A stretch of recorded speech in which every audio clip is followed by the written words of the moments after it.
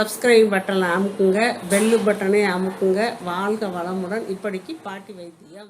வணக்கம்ப்பா, உங்கள் பாட்டி பேசுகிறேன். இப்போ நான் ரசப்பொடி செஞ்சு காட்ட போகிறேன்ப்பா. நிறைய பேர் ரசப்பொடி செஞ்சு காட்டுங்கன்றாங்க. நல்லா கல்யாண வீட்டு ரசம் மாதிரி நான் செஞ்சு காட்ட போகிறேன். பாருங்க, மிளகு 3 ஸ்பூன் எடுத்துருக்கேப்பா. சீரகம் அதே அளவு 3 ஸ்பூன் எடுத்துருக்கேப்பா. வெந்தயம் வந்து 1 ஸ்பூனு.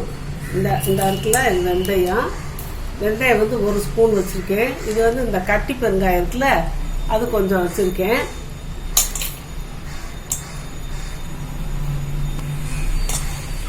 தனியா 10 கிராமு, துவரம் பருப்பு வந்து ஒரு 30 கிராம் வச்சுருக்கேன்ப்பா.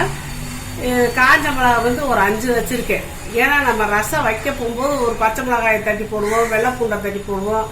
அப்போ வந்து அந்த காரம் சரியாக வரும். இப்போ மிளகு இதெல்லாம் இருக்குல்ல, அதனால் கொஞ்சமாக தான் மிளகா போடணும். இப்போயே நிறையா போட்டோம்னா அப்புறம் ஃப்ரெஷ்ஷாக தாளிக்கும் போது தான் நம்ம வரமிளகா கிள்ளி போடுவோம். அப்போ அது காரம் ரொம்ப ஓவராக போயிடும். அதனால் ஒரு 5 மிளகா மட்டும் வச்சுருக்கேன். இது ஃப்ரெஷ்ஷு கருவேப்பிலை இந்த அளவுக்கு எடுத்து வச்சுருக்கேன். கருவேப்பிலை உங்களுக்கு தெரியும், எல்லாத்துக்கும் உடம்புக்கு நல்லது. ரசம்னாலே எதுக்கு வைக்கிறோம், நம்ம உடம்ப நல்லா செரிமான கோளாறு எந்த பிரச்சனையும் இல்லாமல் இருக்கிறதுக்காக என்னவே சாப்பிட்டாலும் கொஞ்சம் ரசம் வச்சு சாப்பிட்டா நல்லா ஜீரணமாகும். அதுக்கு தான் நம்ம வைக்கிறது. தனியா வந்து குளிர்ச்சி, துவரம் பருப்பு வந்து டேஸ்ட்டு கொடுக்கும், உடம்புக்கு புரத சத்து சேரும், எல்லாமே இருக்குது. ரசம் தான் பேரு, எல்லாமே நான் வச்சுருக்கேன். பாருங்க, இப்போ இந்த தனியாவை கொஞ்சம் ட்ரையாக தான்ப்பா வறுக்க போகிறேன்.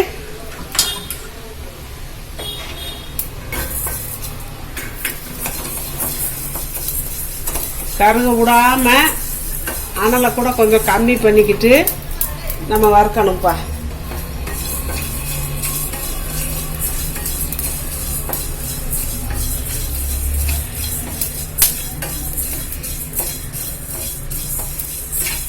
இந்த அளவு வறுத்தாச்சுப்பா, போதும். லைட்டாக வறுத்தா போதும், லேசாக வெடிக்குது. அந்த அளவுக்கு வறுத்தா போதும், கறி போகக்கூடாது. வாசம் வந்துருச்சு. இந்த துவரம் பருப்பையும் போட்டு நம்ம வறுத்துக்கலாம்.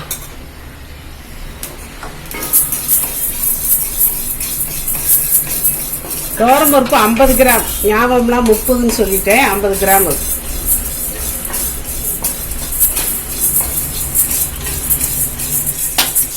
இப்படி ஒன்று போல வறுத்துக்கறணும்ப்பா, கருகு விடாம. போதும், வறுத்தது இந்த லெவலுக்கு கலர் மாறிடுச்சுல, இந்த அளவுக்கு வந்தால் போதும். நம்ம எடுத்து இதில் போட்டுக்கலாம்.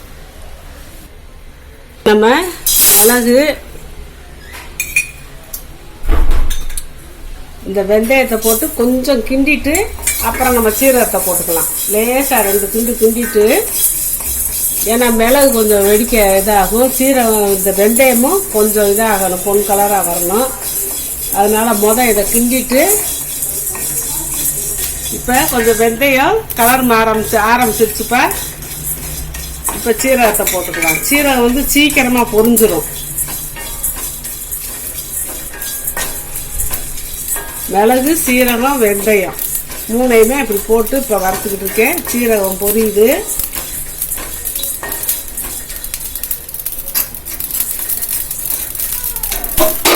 இப்போ அடுப்பு ஆஃப் பண்ணிக்கலாம். நல்லா பொரிஞ்சிருச்சுப்பா.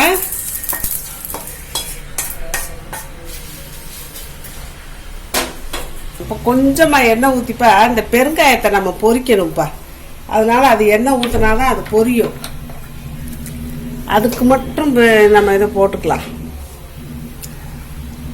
இந்த பெருங்காயத்தை இப்படி போட்டு பொரிய வச்சுக்கலாம்.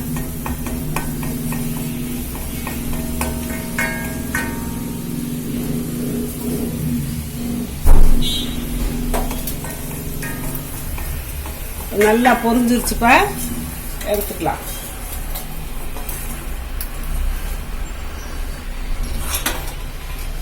இந்த எண்ணெயிலே சும்மா லைட்டா இந்த காஞ்ச மிளகாயும் நம்ம வறுத்துக்கலாம்.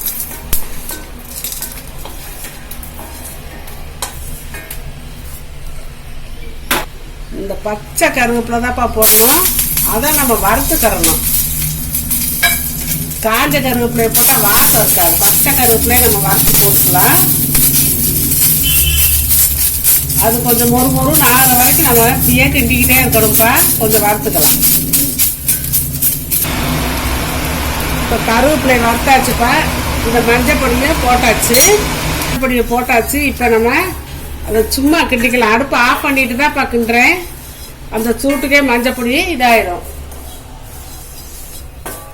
கருவேப்பிலையும் நல்லா வறுபட்டுருச்சு. இப்போ நம்ம இதை தட்டிக்கலாம்.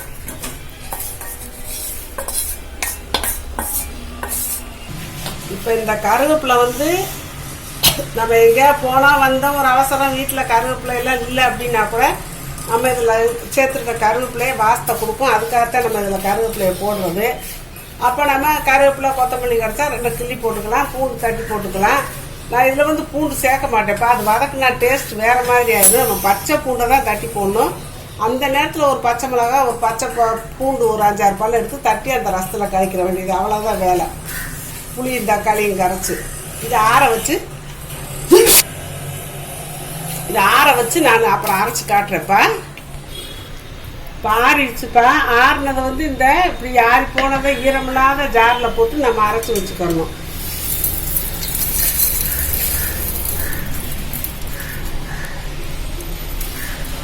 வச்சுக்கலாம்ப்பா.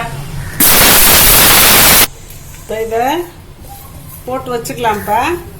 இப்படிதான் ஒரு மாதிரி நைஸாக அரைக்கக்கூடாது. இப்படி திப்பியாக இருக்கணும். நம்ம அந்த காலத்தில் அம்மிக்கல்ல வச்சு நுணுக்குவோம்ல, அந்த அளவுக்கு ரசத்துக்கு நுணுக்கி தான் போடுவாங்க. அரைச்சி போட மாட்டாங்க. அதான் அந்த லெவலுக்கு இப்படி பிரியாக இருக்கணும். இதை வந்து ஆற வச்சு ஒரு டப்பாவில் எடுத்து வச்சுக்கணும்ப்பா. வேணுங்கிறப்ப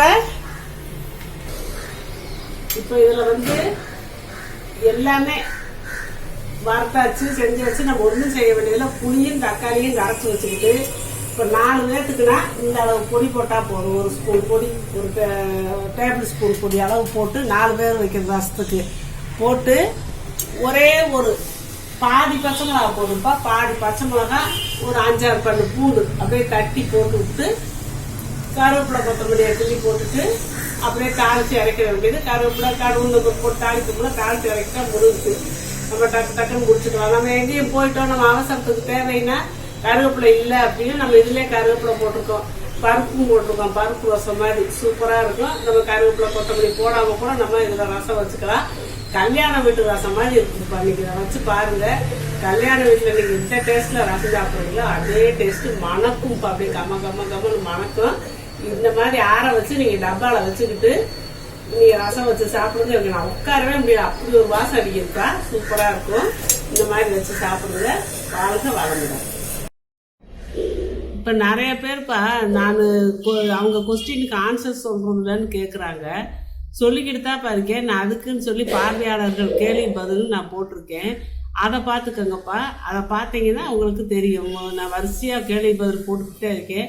அதில் போட்டு பார்த்தீங்கன்னா நீங்கள் கேட்ட கேள்விக்கெல்லாம் நான் பதில் சொல்லிடுறேன்ப்பா. அதை கட்டாயம் நீங்கள் பார்த்து தெரிஞ்சுக்கோங்க. சப்ஸ்கிரைப் பட்டனை அமுக்குங்க, பெல்லு பட்டனை அமுக்குங்க. வாழ்க வளமுடன். இப்படிக்கு பாட்டி வைத்தியம்.